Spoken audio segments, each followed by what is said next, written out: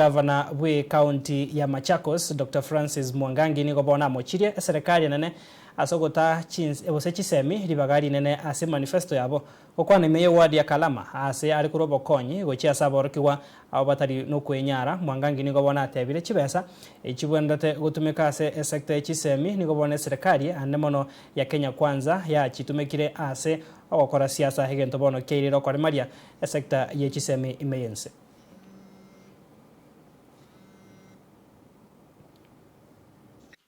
Majorly, our national government has two major roles.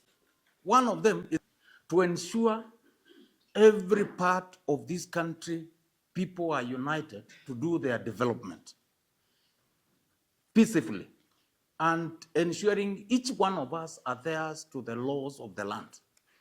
The second one is education. Okay? Now, lazima tusaidiane sisi wote. Na niwaambie jambo moja ambayo najua more than 3/4 of you wanajua. Ukweli ni kwamba without education, musiseme mmesomesha watoto wanakula mkukaa huku hawajapata. No, tusomeshe. Tusomeshe.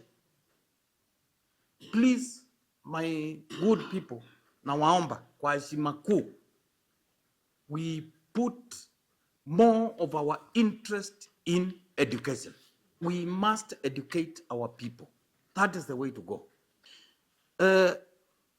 Being important as it is, education empowers, education inspires, it equalizes all of us. Yeah? Pamela here and our admin here, before waketi kwa hizo viti, kulikuwa na requirements. 1 degree, ama masters, na PhD is an added advantage. Nini ndio akashinda wanaume na wanawake wote, sasa ndiye SEC wetu hapa. So we must value and invest in education. And equally, I will continue pressing our national government.